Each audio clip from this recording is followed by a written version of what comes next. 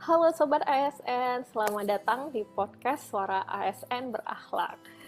Pada episode kali ini, kita akan membahas sebuah tema yang sangat inspiratif banget ya, yaitu tokoh panutan yang mendeskripsikan nilai-nilai berakhlak. Nah, nilai-nilai berakhlak ini bukan hanya tertulis di spanduk kantor aja ya, tetapi diharapkan dia hidup tumbuh dan menyatu dalam sikap kita. Dan seringkali nilai-nilai berakhlak ini tercermin kuat dalam tokoh-tokoh yang sangat menginspirasi kita ya. Nah, hari ini aku nggak sendirian, itu sudah hadir teman-teman yang hebat banget yang akan berbagi cerita tentang tokoh panutan pilihan mereka.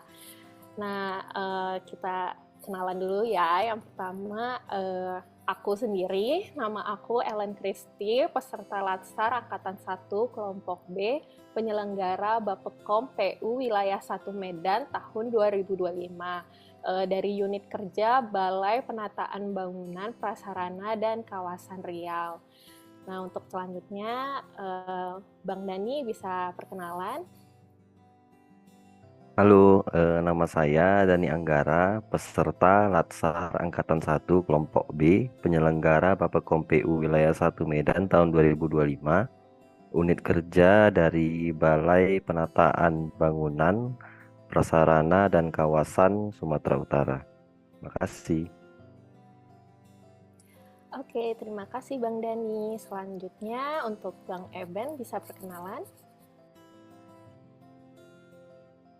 Halo, perkenalkan nama saya Eben Tambubolon, peserta Latsar Angkatan 1 Kelompok B, penyelenggara Bappekom PU Wilayah 1 Medan tahun 2025. Saya dari unit kerja Balai BP BPK Sumut. Terima kasih Bang Eben untuk perkenalannya. Selanjutnya untuk Kak Devi, bisa perkenalan juga. Halo semuanya, perkenalkan nama saya Devi Friska Sembioing, peserta Latsar Angkatan 1 Kelompok B, penyelenggara Bappekom PU Wilayah 1 Medan tahun 2025, unit kerja BP BPK Sumatera Utara. Terima kasih Kak Devi. Untuk selanjutnya, Kak Wina bisa perkenalan. Halo, nama saya Dwi Purnamasari, peserta Latsar Angkatan 1 Kelompok B, penyelenggara Bappekom PU Wilayah 1 Medan tahun 2025. Unit kerja saya di BP BPK Riau. Terima kasih. Oke, terima kasih teman-teman semua yang udah perkenalan. Sebelum kita memulai topik episode kali ini, izinkan aku untuk berpantun ya. Petir bukan sembarang petir. Petir menyambar kebun pala. Terima kasih untuk abang dan kakak yang sudah hadir. Semoga diberikan kesehatan dan berlimpah pahala. Cakep. Oke, nah kita bisa memulai pembicaraan kita. Yang pertama, aku ingin membahas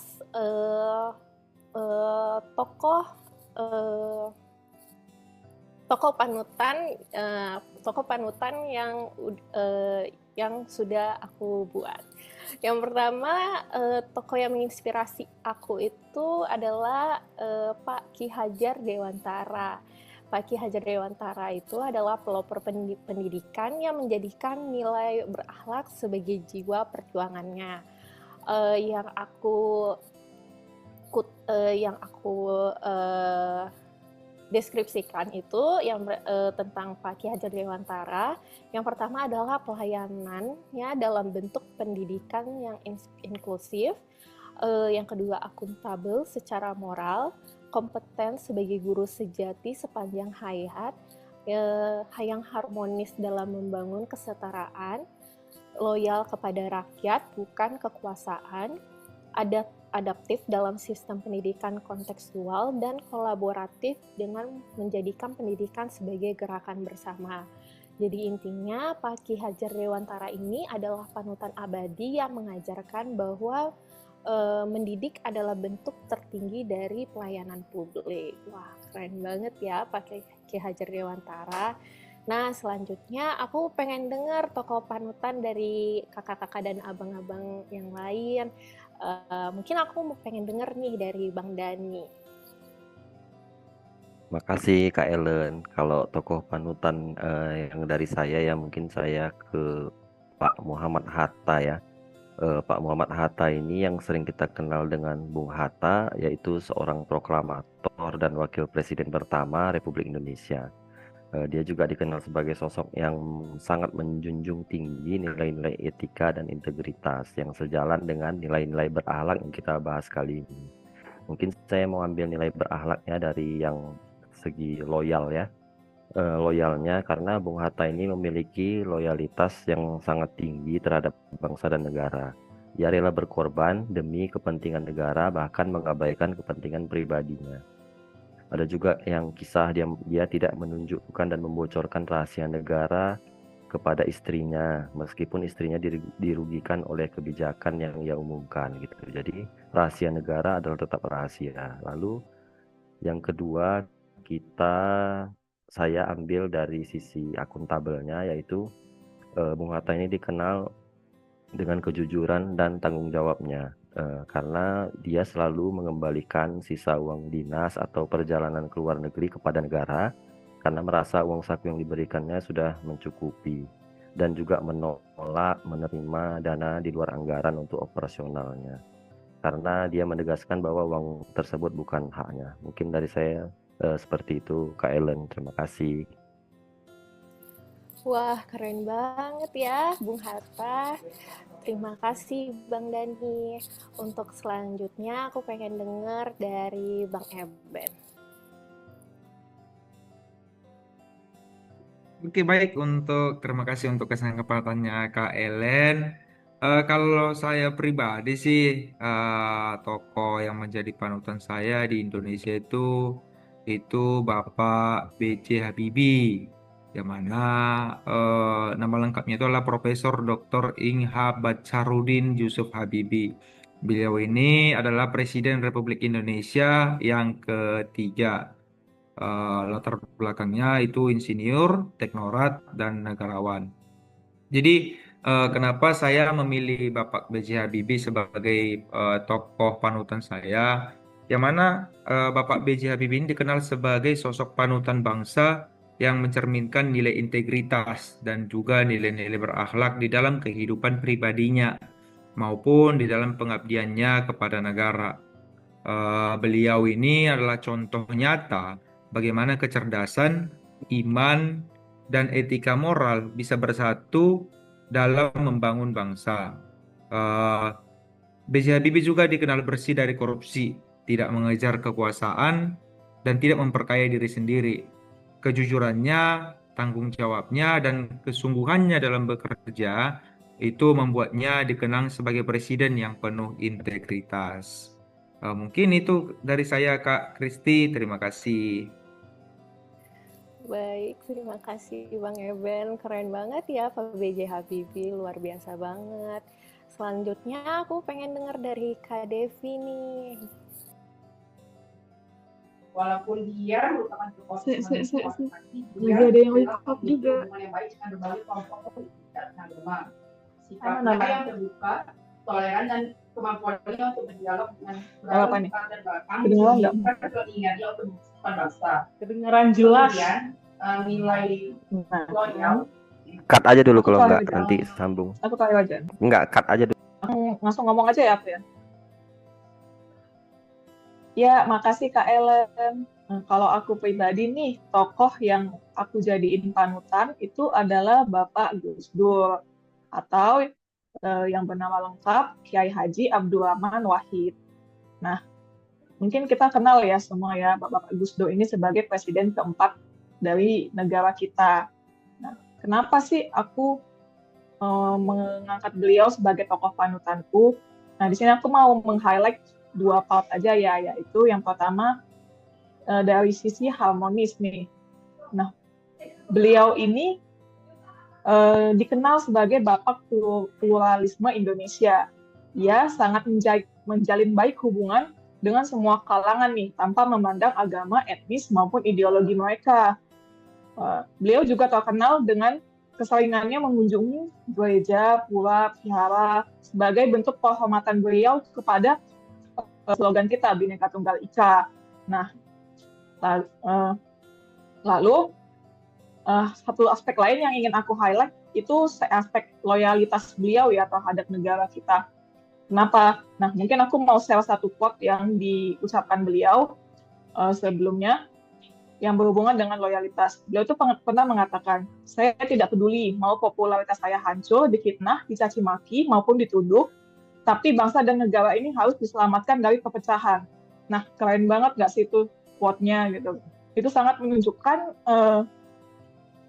tekad beliau untuk menjaga nama baik dan menjaga keutuhan Indonesia.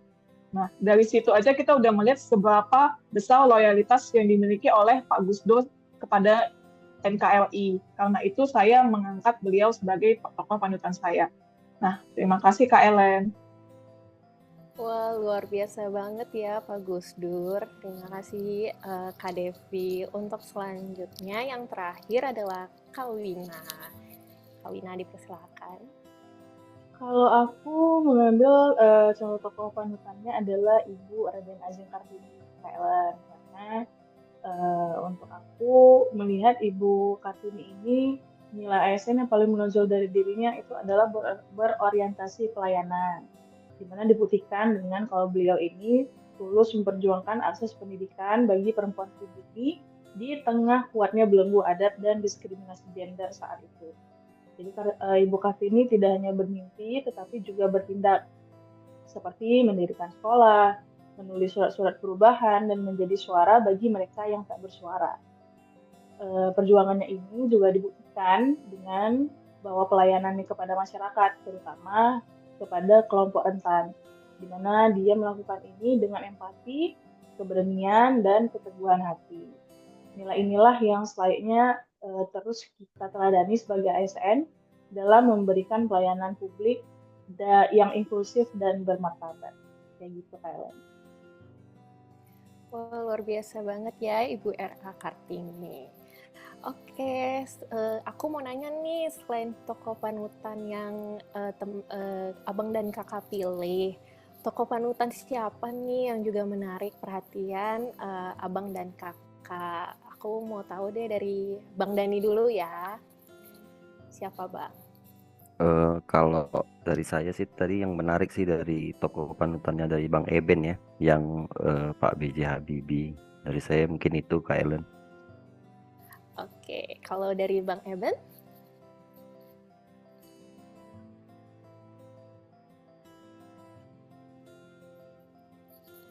Oke, sorry tadi mic-nya ke mute.